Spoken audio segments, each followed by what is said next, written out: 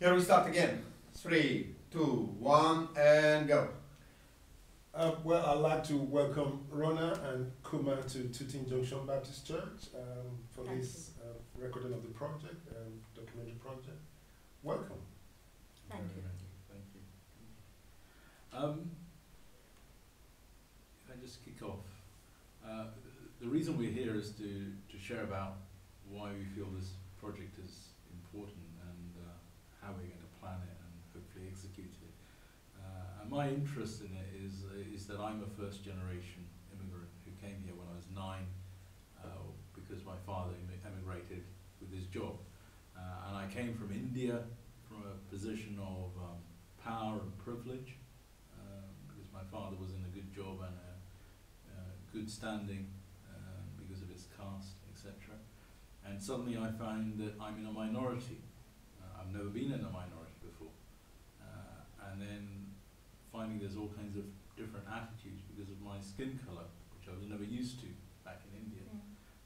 For the first time seeing black people, white people, and a whole range of other people, and everything is different. And then I came to know about the fact that others have come to Britain, particularly people from the Windrush, and they had similar experiences. And so I wanted to know, how do they cope with all the difficulties and pressures that they faced. So that's one of my key interests, but also doing this job in terms of racial justice and diversity, meeting people from the Caribbean. With the Windrush people, I know that many of them now are in their late 70s and 80s, and I wanted to be involved in a project that recorded their stories from a faith perspective before they died, and took their stories with them, and also to hear about how the white British people responded to those who arrived. And I think for me, as a pastor who works amongst many of the Windrush generation, and my experiences within the church, I think it's kind of set me on that journey to actually find out what it was like for them. I am originally from Nigeria, came from Nigeria, and I grew up in a country that had just gone through colonial rule, post-colonial, and the country was independent in the early 60s. And so growing up in that environment, we had all the freedom to do what we wanted to do. And I saw my parents work with whites, and he had all the freedom. He was a manager. And just growing up with him, and he later became a pastor. So there was that confidence I had in working amongst every members or people that I come across. But when I got to London, it was quite a very different ball game for me. I remember the first church I was in East London, a church that was, they were struggling big time to, at a point they thought about selling the building. And when I joined the church, we got working together, and that vision of selling the church changed. And we merged with another church, which I worked seriously with the leadership of the old church. I remember after the merger, one of the members from the new church told me that I couldn't be a pastor. And here I was, and here this man was, he does not know me, he has just joined the church. And for me, before coming to London, I'd actually worked and led many people in the business world and within the church environment as a missions director. And here is this man, he doesn't know me, and he's telling me that I can't be a pastor. And so that really surprised me. I also remember another episode in a church, in another church I went to. I got to the church and told a Windrush generation black man to lead a service. And this black man went to a white lady to ask if it was okay to do that because the pastor said. And for me, that kind of surprised me. So those are some of the reasons, I felt I should go on this journey with the two of you. Well, from a philosophical stance, if we don't learn the lessons of history, we repeat them. And immigration is not going to stop with the Windrush generation. Almost every decade, we have a new wave of immigrants coming in. And if we can capture the experiences of those who came and experienced racism at its probably most vile form, its vilest form, we can learn from that to shape our own behavior towards those who are coming in. Because we do live with almost inherent biases.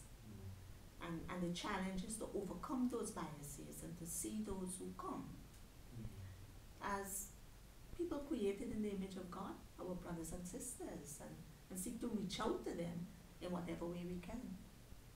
Yes.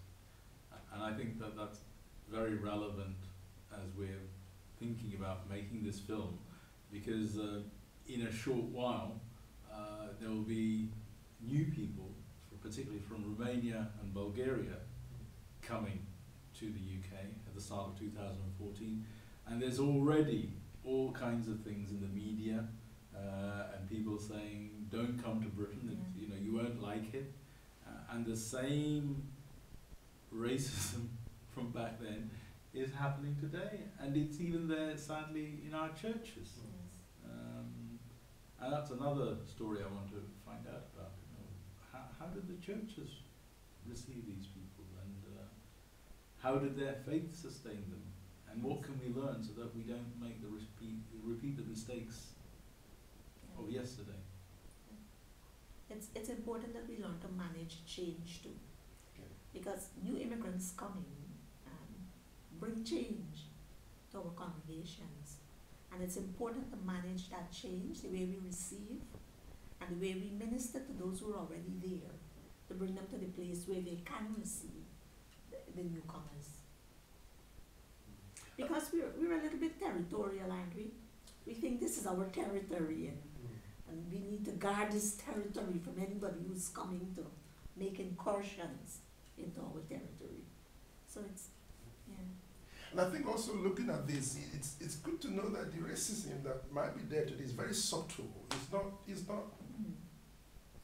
It's not like as it was at their face. And I think once people are able to see this resource and actually think through things, what was that? What happened there? And I think that will really help not only the church, but also people outside who are not quite sure what is. Especially when I see a lot of Africans, when they come to UK, many of them don't understand what others are doing to them. Because of the heart with which they come to UK, even when they're being told down, they don't really understand it, because the words that are used, the way they understand the meaning is very different from what's being said. I remember when in Sportons College, studying Sportons College, it was actually the principal at Nigeria, Wright, who gave us a list when the British man says this is what he actually meant.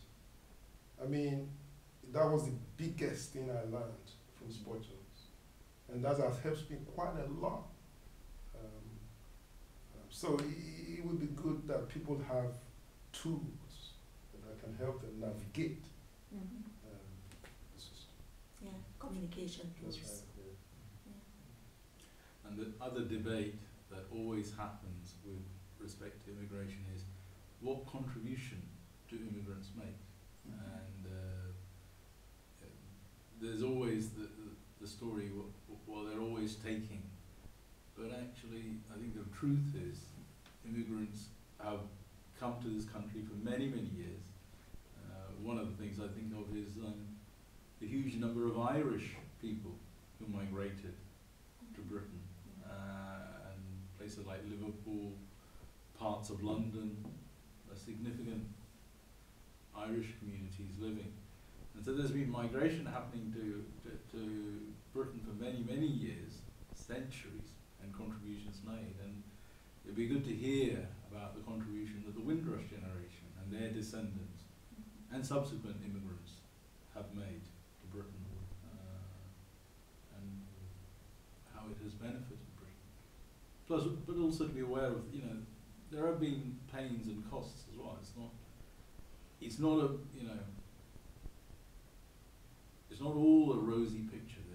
There are shades of grey in this, and to hear that. But also we need to understand immigration to Britain in the wider context of global immigration. Because people are always immigrating or emigrating someplace, even in Africa. People from Chad might be going to Ivory Coast, or from Zambia to, or wherever, to South Africa. So it's not that Britain is the only place to which immigrants come. There is a global shift in population all the time. And even the statistics say that quite a number of British people are emigrating to Australia. So there's, yeah. And for me, I'm interested to see and to hear from them how faith sustained them within you. I mean, I'll be very much interested to see that. Because when you hear certain stories, you wonder, how did they cope? I shared with one or two, and they actually, some will break out with songs. So it would be good to really hear those stories of faith. Actually, I think the Windrush generation really, they really have a wonderful testimony. When you think, some have said they went into churches and were told, well, we don't really want you here. And you wonder, how could you survive? How could you survive in a context where you don't even have a congregation to support you, to help you build your faith? And yet you find these people gathering together, beginning their own little groups and churches, and their faith growing and surmounting the obstacles in their way. I think it's a wonderful story. I mean, for me, I mean, it's my faith journey is coming from a different faith to embrace Christ, and then thinking that everything would be wonderful in the church and we'd all be one, and then having all of that undermined, or me coming to reality that actually it's not all wonderful in the church, and finding racism in the church. That was a shock to the system, actually, because I didn't expect to find racism in the church. So that's been a bit sad for me, because of my faith journey. But then to say, well, this can't be the way that Christ would want us to be. So how can we address it and overcome it, so that we can be the people who are united in Christ for His glory? And how did the Windrush generation and others surmount the racism and the obstacles because of their faith